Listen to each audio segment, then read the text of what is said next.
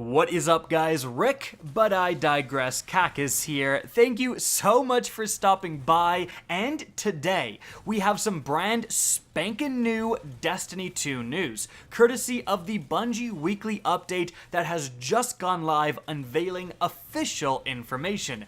And if you're a PvP player, heck, if you even sometimes play PvP, this is gonna be a big one.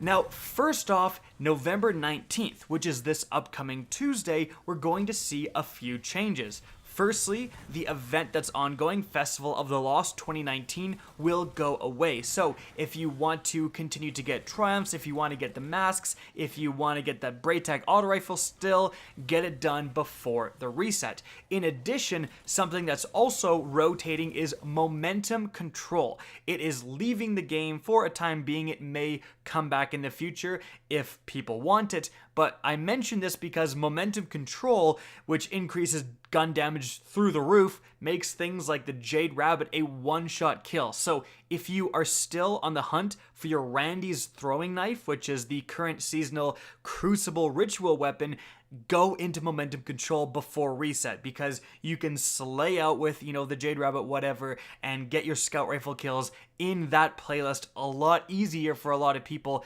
than the normal playlist. So thought I would mention that. Now, moving on from there, with the subject of balance, Bungie says, over the last year, we've made various changes to the sandbox of Destiny 2. Some weapons have been brought down, some armor has been brought up, and the meta has shifted from class to class. Coming next season, the sandbox will evolve once more. This week, we'll be looking at two notorious items that you may have heard about. So this is from the development team. Again, this is going to be arriving to Destiny 2 with the next seasonal DLC and the start of the new Season of the Dawn, which should happen in about a month. So first off, the Recluse Smg. So they're going to change the effects of the Master of Arms unique pinnacle perk. They're going to remove the precision damage modifier. Recluse will continue to receive a damage bonus from Master of Arms, but damaging will not default to precision values when the perk activates. So Bungie says many doubted the Recluse when it was first announced, but it has since proved to be resilient to being squashed. Although the precision damage modifier did not actually improve the efficiency of the weapon at its best, it did allow for fairly mindless spraying to be just as good as concentrated aiming. After considering various options on what to do with it, the decision was made to remove that part of the functionality and preserve its activation methods. The alternative was leaving it in an effect we believe to be too strong for a legendary weapon. Yeah, you don't say. I mean, this is the current usage chart for PvE. As you can see, Recluse blows away the other options. Like, they're all fairly similar, and then Recluse is just so mind-bogglingly far on top, it's not even funny. Will this change nerf it to the point where it's actually fair?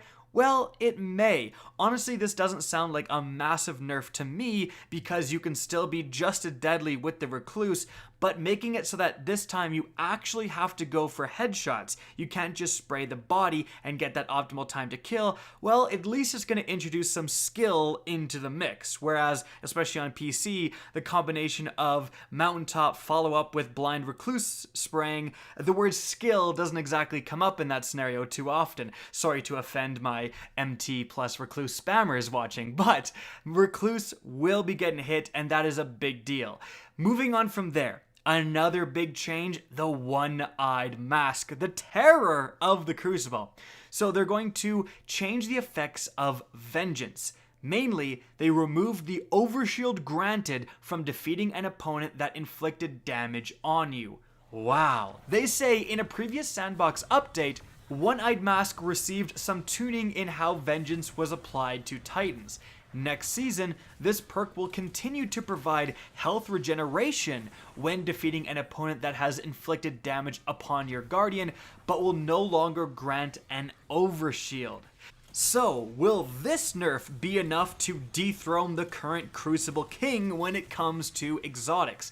Well, it's going to be interesting. On the one hand, if you get marked by someone with vengeance, your teammates no longer massively suffer when you die, because right now gaining that overshield just gives you a huge leg up in killing the second guy that comes along.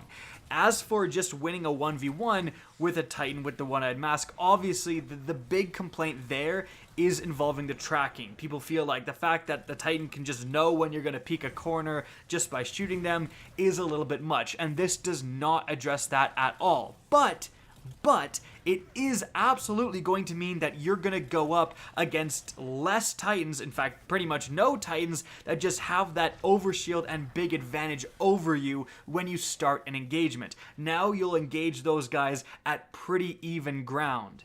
Well, sans the tracking, but that's a whole nother topic. It's going to be interesting to see how this affects the meta.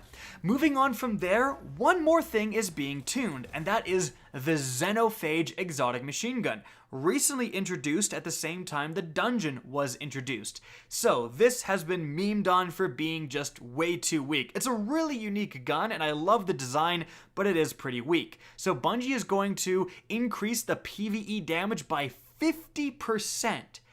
That is a big chunk of extra damage, and ammo pulled from PvP crates has been increased to 4 to 6 from 3 to 4 from shared and solo heavy crates respectively. So that's another big change. You're going to get more shots, more potential kills in PvP as well.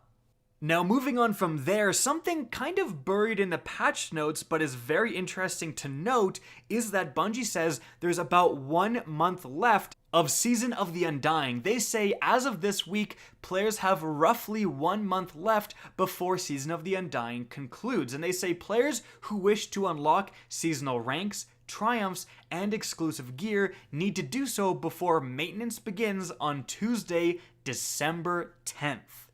And they just kind of throw this date out, but doesn't that mean that Tuesday, December 10th will be the launch of Season of the Dawn and the new seasonal DLC? I mean, that's what that means, right? You have to get everything done before December 10th. Well, that would likely mean that the DLC is either arriving on that day or maybe a couple of days after.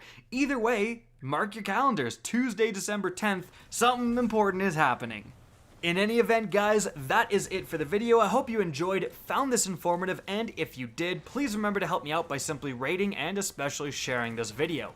If you guys want to see more Destiny 2 content similar to this, don't be afraid to slap that subscribe button. If you want to get in touch with me and keep up to date with the latest channel activity, the best way is to follow me on Twitter at RickKackis. That's linked in the description down below. Again, I hope you enjoyed the video, and as always, have a good day.